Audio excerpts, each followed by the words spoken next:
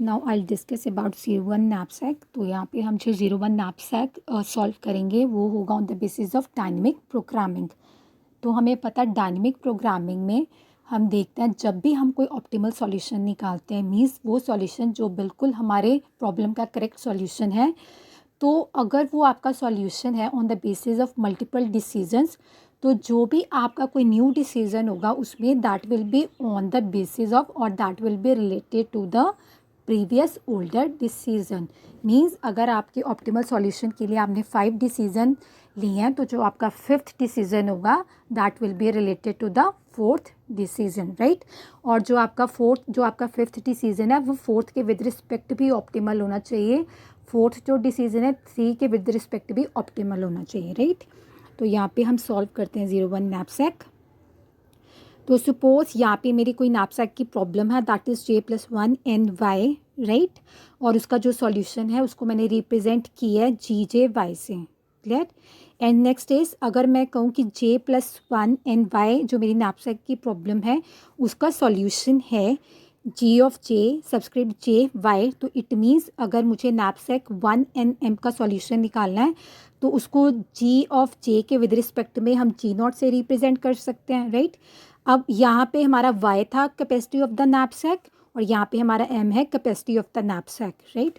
तो जैसे हमने पहले भी पढ़ा कि नैपसैक में बेसिकली होता क्या है, आपको एक बैग में आर्टिकल्स फिलअप करने होते हैं। हर एक आर्टिकल के साथ कुछ ना कुछ भी वेट एसोसिएटेड होता है और प्रॉफिट एसोसिएट होता है। तो आपको आर्टिकल्स इसके अकॉर्डिंग डालने हैं कि जो आप आर्टिकल्स डाल रहे हो उनका वेट या तो आपके नैपसैक के वेट से कम होना चाहिए या उसके इक्विवेलेंट हो सकता है, बट ज़्यादा नहीं हो सकते हैं। साथ ही साथ जो भी हर एक आर्टिकल के साथ प्रॉफिट एसोसिएटेड है वो प्रॉफिट हम वही वाले आर्टिकल रहेंगे जिनका प्रॉफिट ज़्यादा हो, राइट। तो यहाँ पे m का मतलब है आपके नैपसैक का वेट कितना है और 1 और n का मीन्स है हमारे आर्टिकल्स कितने हैं 1 से लेके n तक, right. So from the principle of optimality हम ये रूल हमारा एक रिकरेंस रिलेशन बन रहा है जिसमें है g0m, मतलब अगर मुझे ऑप्टिमल सॉल्यूशन निकालना है फॉर द नैपसैक जिसकी कैपेसिटी है m, तो उसका सॉल्यूशन होगा हमें निकालनी है maximum value among g1 of m and next is g1 of m minus w1 plus p1। अब यहाँ पे g1 m का मीनिंग है कि अगर हम फर्स्ट आर्टिकल लेते हैं, राइट, तो अगर फर्स्ट आर्टिकल को मैंने लिया फिर तो उसका मुझे वेट सब्ट्रैक्ट करना होगा, बट अगर मैं फर्स्ट आर्टिकल को ना लूँ तो नैपसैक के वेट में से मुझे उस आर्टिकल का वेट नहीं लेना होगा। तो इट मीन्स नैपसैक का जो फाइनल वेट है वो भी m ही रह जाएगा, राइट। और सेकंड टर्म का मतलब है अगर आप फर्स्ट आर्टिकल को कंसिडर करते हो तो इट मीन्स जब आप नेक्स्ट टाइम नैपसैक में आर्टिकल डालोगे तो उसका वेट आपके नैपसैक का वेट कम होके हो जाएगा m माइनस w1, मतलब फर्स्ट आर्टिकल का वेट उसमें से डिक्रीज़ कर देंगे प्लस उसमें प्रॉफिट ऐड कर देंगे जो फर्स्ट आर्टिकल को डालने से आया है, राइट। तो अब हम देखते हैं इस रिलेशन के अकॉर्डिंगली हम कैसे सॉल्व करेंगे 01 नैपसैक को। तो हमारे पास ये प्रॉब्लम है 01 नैपसैक की जिसमें हमारे पास n की वैल्यू है 3 आर्टिकल्स दिए हुए हैं जिनका वेट दिया है w1 w2 w3 और m equals to 6 means knapsack की कैपेसिटी है दैट इज 6 और प्रॉफिट एसोसिएटेड है 1 2 5, राइट। तो according to the principle of optimality हमारा मोटिव क्या है यहाँ पे g0m निकालना, राइट। तो m की वैल्यू हमारे यहाँ पे 6 है तो मैंने यहाँ पे वैल्यू डिटर्मिन करनी है g0 6 की। तो अकॉर्डिंग टू द फॉर्मूला अगर हम देखें जो ऊपर हमारे पास फॉर्मूला है उसके अकॉर्डिंग क्या है, अगर आपको g0m निकालना है तो आपको मैक्सिमम वैल्यू निकालनी होगी अमंग दीज टू टर्म्स। तो यहाँ पे अगर मुझे g0 6 निकालना है तो मुझे मैक्सिमम वैल्यू निकालनी है among these terms that is g1 of 6 और नेक्स्ट है g1 ऑफ 6 माइनस 2 प्लस 1। अब मैंने 6 माइनस 2 क्यों किया है, क्योंकि मुझे m माइनस w1 लेना है। तो w1 हमारा 2 है तो मैंने 6 माइनस 2 कर दिया प्लस 1 हमें बता रहा है यहाँ पे the profit associated with the first article, right. तो अब अगर मुझे g0 चाहिए तो इट मीन्स उसके लिए मुझे g1 6 और g1 4 की वैल्यू चाहिए। तो अब हम रिकरेंस रिलेशन की हेल्प से क्या करेंगे, यहाँ पे g1 6 को डिटर्मिन करेंगे। तो again according to the principle of optimality and according to the equation आपको अगर g1 6 चाहिए you need to find g2 6 and g2 of 6 minus 3। तो -3 क्यों किया है, because that is the weight associated with the second article +2 इसलिए किया हमने, that is the profit associated with the second article, right. अब नेक्स्ट अगर हम चले तो अगर मुझे फिर से G2, अगर मुझे G16 निकालना है तो उसके लिए मुझे G26 चाहिए होगा, राइट। तो G26 मैंने यहाँ पे ऐसे डिटर्मिन किया है, सेम इक्वेशन लगा के G36 और G36 माइनस 4 यहाँ पे वेट है हमारे थर्ड आर्टिकल का और 5 है profit associated with the third article, right. अब नेक्स्ट इसके लिए मुझे क्या चाहिए, G36 चाहिए G26 के लिए। तो अब हम G36 के पास जब जाएंगे तो आप देखो तो वो है हमारा G4 ऑफ 6। अब G4 ऑफ 6, राइट, और हमें नेक्स्ट क्या टर्म है G4 ऑफ 6 माइनस W4। तो इट मीन्स प्लस यहाँ पे P4 भी आ जाएगा, ठीक है। तो यहाँ पे आप P4 भी ऐड कर लेना एक। तो अगर G4 है it means fourth article, right, और W4 है या P4 है मीन्स फोर्थ आर्टिकल का वेट और profit. But in the question we are having only 3 article, it means fourth article तो एग्जिस्ट ही नहीं करता है। तो उस केस में हम क्या लेंगे, 0, मीन्स जो चीज़ एग्जिस्ट ही नहीं कर रही है तो उसके लिए हम क्या लेंगे, वैल्यू 0।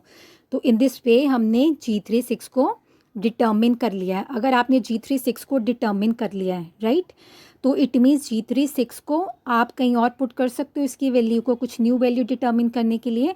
तो मैंने इसको पुट किया है G32 में। अब G32 यहाँ पे था तो मैंने इसको यहाँ पे पुट कर लिया। तो G32 क्या कह रहा है कि G42 और G42 minus W4 plus P4 में से आपको इसको निकालना है। तो अगेन सेम कंडीशन है, W4 और P4 we don't have these values, तो इसको भी हम क्या लेंगे, 0 लेंगे। It means after putting the values in the equation we can find out that जो आपका G26 है that is maximum of 0, right. अब G26 क्या था, मैक्सिमम ऑफ G36 जो हमारे पास 0 है, और नेक्स्ट क्या है G32 प्लस 5। तो G32 0 है और प्लस 5 हमने यहाँ पे ऐड कर दिया। अब यहाँ पे इक्वेशन आपकी आएगी इक्वेशन 3। तो it means in this way we have calculated G26। अब हमारा मेन मोटिव है जो वो कैलकुलेट करना है G06। तो उसके लिए मुझे चाहिए था G16 और G14, तो उसके कॉरेस्पॉन्डिंग हम डिफरेंट वैल्यूज डिटर्मिन कर रहे हैं, राइट। तो नेक्स्ट अब हम चलेंगे तो यहाँ पे मुझे निकालनी है वैल्यू G23 की, मुझे वैल्यू यहाँ पे मुझे वैल्यू निकालनी है G23 की जो मेरी यहाँ पे ये वाली इक्वेशन में वर्क करेगी, ठीक है। तो अगर आप G23 निकाल रहे हो तो that will be like this G33 and G33 minus 4 क्यों लिया, बिकॉज 3 क्या है हमारा M की वैल्यू दैट इज़ 3 और यहाँ पे 4 क्या है हमारा weight of the third article. अब यहाँ पे आप देखोगे जब आप इसको सॉल्व करोगे तो ये इस टाइप से आ जाएगा, max of G33 and G3 minus 1। तो ये हमारी बेस कंडीशन है कि अगर आपके पास इस फॉर्म में आता है Gn of y equals to minus infinity आएगा अगर y की वैल्यू लेस देन 0 है। तो इस केस में हम लोगों ने क्या किया है, यहाँ पे वैल्यू आ गई अमंग G33 और माइनस इन्फिनिटी, राइट। तो जब हमने इसको नेक्स्ट देखा है तो हमें पता है अगर किसी चीज़ और माइनस इन्फिनिटी में से आप मैक्स निकालोगे तो ऑब्वियसली तो यहाँ पे हम इसको ले लेंगे। नेक्स्ट जो आपकी वैल्यू आ जाएगी that will B minus infinity, right. तो जब हम इसके कॉरेस्पॉन्डिंगली G33 निकालेंगे तो यहाँ पे भी आप तो यहाँ पे हमने लिख दिया G23 आपका आ गया एक तरफ आपका आ गया G33 और माइनस इन्फिनिटी, सॉरी यहाँ पे मैंने एक स्टेप गलत बता दिया। तो यहाँ पे हमने किया G33 और माइनस इन्फिनिटी में से हमें वैल्यू निकालनी थी। तो हमने क्या किया, G33 को डिटर्मिन किया, वो अगेन उसको सॉल्व करेंगे तो W4 और P4 आ रहा है तो उसके कॉरेस्पॉन्डिंग 0 आ जाएगा। तो अगर आपको G23 निकालना है तो आपको 0 और माइनस इन्फिनिटी में से मैक्सिमम वैल्यू निकालनी होगी, तो दैट विल बी 0, राइट। अब फ्रॉम इक्वेशन 2 हमें G1 अगर G16 निकालना है तो that will be after putting the values that will B 5, 0 plus 2। तो 5 और 2 में ग्रेटर क्या होगा आपका 5, तो हमारे पास G16 भी आ गया, राइट। तो ऐसे आप बाकी इक्वेशंस को सॉल्व करते जाओगे और उसके बाद आप यहाँ पे डिटर्मिन करोगे G14, राइट। फिर उसके लिए आपको G24 चाहिए होगा तो G34 हमारा इसके कॉरेस्पॉन्डिंग आ जाएगा क्योंकि W4 आ रहा है यहाँ पे, और यहाँ पे G3 की वैल्यू हमारी यहाँ पे ये आ रही है, राइट। और फिर अगर आप यहाँ पे G2 की वैल्यू से आपकी निकल के आ जाएगी क्योंकि G34 के लिए हमें क्या चाहिए था G30 और G34, तो जब यहाँ पे दोनों ही हमने निकाल रहे हैं तो 0 आएगा तो 5 आ गया यहाँ पे। नेक्स्ट हम निकालेंगे G21, वो हमारा G14 में यूज़ होगा तो G21 अगेन यहाँ पे माइनस इन्फिनिटी आ रहा है बिकॉज हमारी G1 यहाँ पे G3 आ रहा था -3, तो इसका मतलब यहाँ पे माइनस इन्फिनिटी ये टर्म बन जाएगी और G3 1 आ जाएगा, तो G3 1 हमने निकाला तो वो 0 आ जाएगा बिकॉज W4 है जिसका वेट हमारे पास नहीं है। तो G2 1 हमने निकाल लिया, तो 0 और इन्फिनिटी माइनस इन्फिनिटी में से बड़ा ऑब्वियसली 0 होगा क्योंकि इन्फिनिटी नेगेटिव वाली साइड है, तो ऐसे हम निकालेंगे G1 4। तो जब आपने G1 4 निकालिया तो एट द एंड आप देखोगे we will be able to calculate G0 6 and that will be the maximum among G1 6 G1 4 plus 1। तो वो आपका आ जाएगा 5 और 6 में से मैक्सिमम वैल्यू है किसकी, 6 की। तो आपका फाइनल आंसर आएगा 6। अब देखो यहाँ पे 6 इसलिए आया है, यहाँ पे हमें ऑप्टिमल सॉल्यूशन निकालना था। तो हमारी प्रॉब्लम क्या, आपके पास 3 आर्टिकल हैं और आपको वो आर्टिकल्स को डालना है कि प्रॉफिट ज़्यादा से ज़्यादा करो। तो हम इस क्वेश्चन को सॉल्व करके हमें पता लग रहा है कि अगर आप इस प्रॉब्लम को सॉल्व कर रहे हो तो यहाँ पे आपको मैक्सिमम जो प्रॉफिट अर्न हो सकता है दैट विल बी 6, राइट। तो अगर आप इसको जनरली विदाउट सॉल्विंग भी अगर आप इसको देखो तो आप ऐसे देख सकते हो, क्योंकि ये 0 1 नैपसेक है तो या तो आर्टिकल पूरा आएगा या बिल्कुल नहीं आएगा। तो सपोज मैंने फर्स्ट आर्टिकल लिया, उसका वेट था 2 और उससे प्रॉफिट एसोसिएटेड था 1, राइट। अब नेक्स्ट आर्टिकल है हमारे पास जिसका वेट है 3, तो हम 3 को नहीं ले रहे हैं क्योंकि अगर हमारे पास 4 ऑप्शन है तो विल ट्राई कि पूरा नैपसैक फिल हो जाए। प्लस जो सेकंड आर्टिकल है उसका प्रॉफिट भी 2 है, बट जो थर्ड आर्टिकल है उसका प्रॉफिट भी 5 है। तो हमारा मेन मोटिव तो मोर प्रॉफिट अर्न करना है।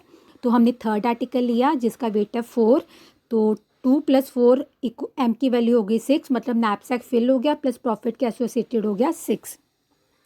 तो इट मीन्स जो हमारा फाइनल सॉल्यूशन है वो बिल्कुल ठीक है। जो मैक्सिमम प्रॉफिट यहाँ से हम अर्न कर सकते हैं that will B 6। So that's all for knapsack 01 problem using dynamic programming. Thank you.